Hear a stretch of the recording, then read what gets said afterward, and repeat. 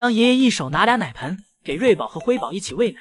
今天宋爷爷在园区照顾福宝，而姐妹俩则由江爷爷自己来照顾。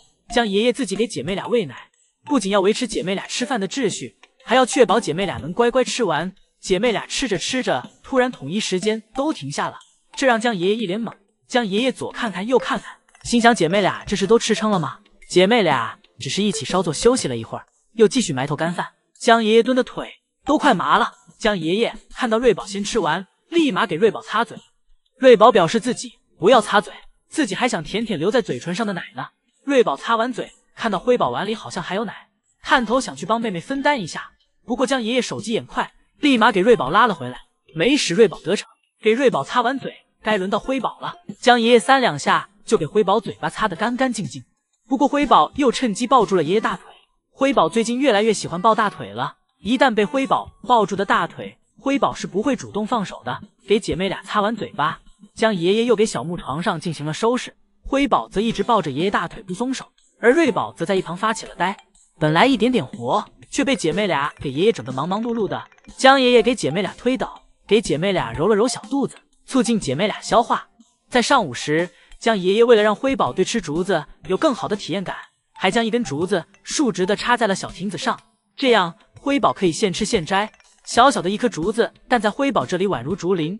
江爷爷感觉一根不够，又给辉宝送来一根，这一下更有氛围感了。一会儿辉宝和爱宝都吃完竹子了，辉宝和妈妈一起来到了小木床上。辉宝在妈妈身后偷偷给小亭子上做着标记。辉宝满脑子都是鬼点子，而乐宝今天的状态也很好，今天还在园区的饮水盆里给自己洗了洗脚。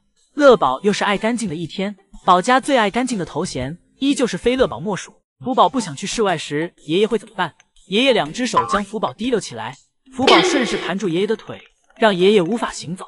爷爷被迫将福宝放下，爷爷小碎步引福宝追自己。福宝跟着爷爷走到一半，被小树吸引了注意力，福宝转头去爬树。爷爷见状，再次给福宝提溜了起来，抱着福宝便走向了通道门口。此时正在室外吃竹子的爱宝听见了室内园区福宝嚎叫的声音，回头看去，爷爷将福宝抱着走到门口，给福宝往通道里塞。爷爷在门口挡着，怕福宝转头又跑出来。爱宝听到福宝的声音后，便一直看向门口，但手上的竹子并没有停止咀嚼。福宝被爷爷送到门口，但福宝依旧不想往里走，而爷爷也关不上门，直到等福宝自己玩够了，跑向妈妈，爷爷才给门关上。福宝火急火燎地走向妈妈，爬到妈妈身上后，福宝一个翻滚，给妈妈的竹子全部压到了地下。一时间，爱宝眼神中透露出了震惊、嫌弃与担心。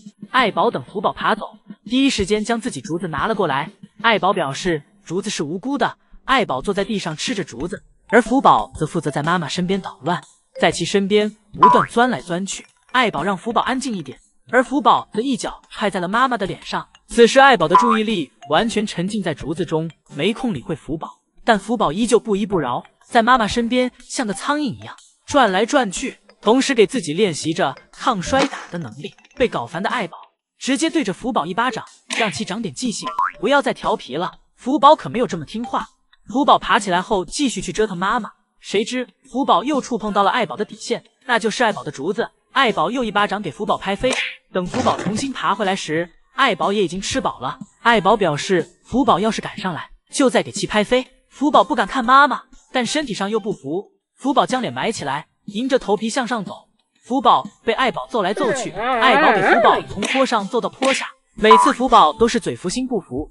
中途爱宝还让福宝做了个滑滑梯，福宝开始求饶，但爱宝却表示听不见。爱宝叼着福宝一个360度熊体反转，彻底给福宝降服。最后爱宝回家时，硬是一头给福宝撞开，表示让自己先走。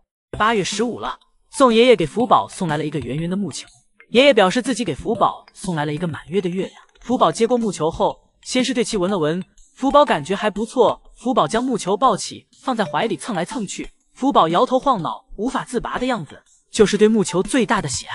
福宝抱着木球，都快不知如何去玩好了。福宝试图让自己的全身都体验一下木球给自己带来的愉悦，简直就像是猫咪遇到了猫薄荷一样，气味太令猫上头了。而爷爷则表示，福宝这个样子像是喝醉了一样，直到福宝玩着玩着，感觉自己想拉青团了，这才将木球不舍得放置在一旁。福宝将自己青团铲在了没吃完的竹子堆里，而爷爷则表示福宝干得不错。福宝拉在竹子堆里，很好的防护了自己的隐私。而与此同时，乐宝这儿也有一个木球，但是乐宝吃完窝头后，便一直坐在那里沉思着。爷爷在一旁叫乐宝抬头看看自己为乐宝制作的月亮。乐宝听到了爷爷的呼唤，走了过来。乐宝看到木球后，先是对着挂有木球的小树做了一下标记，先占有下来，再去玩耍，这样乐宝更有安全感。乐宝做完标记后站了起来，抱着木球开始啃咬玩耍。乐宝感觉站着玩耍有点累，乐宝爬到树上，坐在了树杈中，这样玩起来更省力一些。乐宝是聪明的，而爷爷看着乐宝这雄壮的身子，爷爷目测乐宝应该有1.65米了。乐宝对着木球一个大力出奇迹，将爷爷用麻绳制作的球网给撕扯断了。之后，乐宝将木球抱在怀里继续玩耍。下一秒，只听一声清脆的坠落声，乐宝把球传给了爷爷，而爷爷拿着木球祝乐宝中秋快乐。蝙蝠宝钻到了小瀑布口里，当起了修理工。福宝心想：好好的瀑布，今天怎么没水了？福宝在里面一阵摸索，试图给小瀑布修理好，这给福宝忙得东倒西歪，在里面翻来覆去的，屁股也跟着移来移去。看样子，福宝真拿他当事儿办了。福宝正忙活着时，不知道怎么给自己钻了出来，福宝也一脸懵。福宝转头继续修理，而与此同时，将爷爷已经给通往室外的门打开了，表示福宝可以回家了。但福宝太执着了，一心沉浸在修理小瀑布上。一会儿，将爷爷走进园区，拿过来一根竹子，试图叫福宝出来。福宝被爷爷竹子吓了一跳，但依旧没有想出来的意思，还是将头埋在小瀑布里。将爷爷便不再勉强福宝，但心里想着明天就给起堵了。等福宝出来时，福宝灰头土脸的样子，看样子刚才真的是卖力了。福宝今天就跟小瀑布杠上了。福宝出来透了口气，重新钻进去继续修理，直到福宝认清自己没有去修复小瀑布的能力，这才放弃走回室内。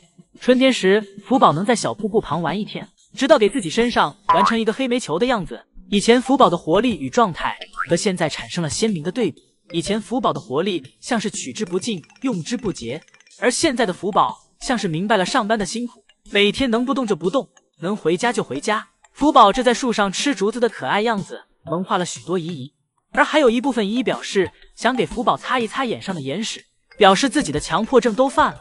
福宝此时正一边带孩子一边吃竹子，而福宝则调皮的在妈妈的竹子堆里打滚。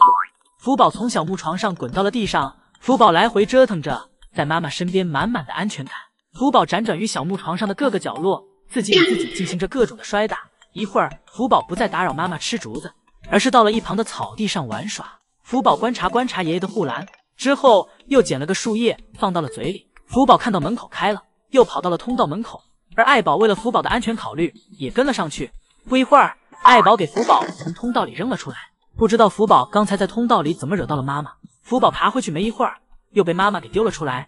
福宝蒙圈的在观景处待了一会儿，又跑了进去，但进去没几分钟，福宝又被妈妈跟踢皮球一样的给踢了出来。这次爱宝也跟了出来，而福宝则趁妈妈不注意，在关门之前重新溜了回去。爱宝一转头发现福宝又回去了，自己也跟了上去。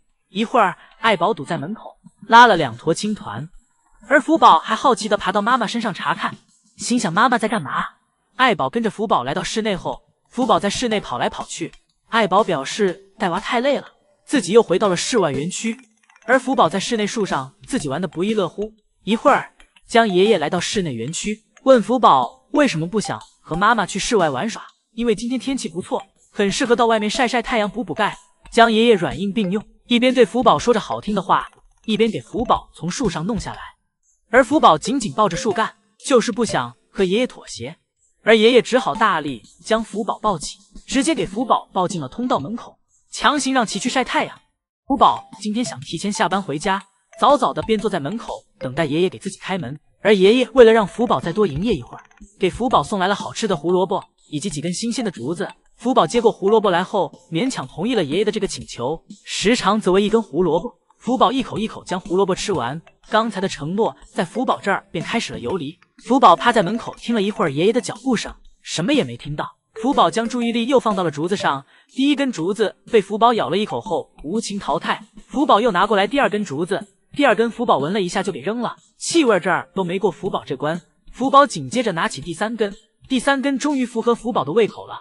福宝吃着吃着，听见门口传来声响，特意趴在门上听了一下。福宝吃完1根后明显没饱，福宝找寻着刚才被自己淘汰的几根竹子，从中又选了1根出来，福宝继续吃着，很快食欲盖过了自己想回家的欲望。福宝吃了一会儿，感觉自己渴了，回到园区的饮水盆前喝水。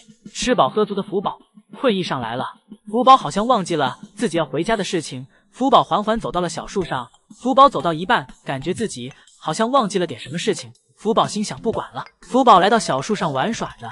福宝给自己倒挂在了树上，看样子福宝这是又给自己解锁了新的姿势。福宝倒挂在树上，体验着反重力的感觉。一会儿，福宝感觉自己有点头晕了，一下就起来了。福宝这腰和核心能力是可以的。福宝躺在树上休息着，给自己挠着痒，挠着挠着，福宝便睡着了。宋爷爷是懂孔熊的，一根胡萝卜就让福宝忘记了要回家的事情。一会儿，福宝给自己挂在树上，进入了梦乡。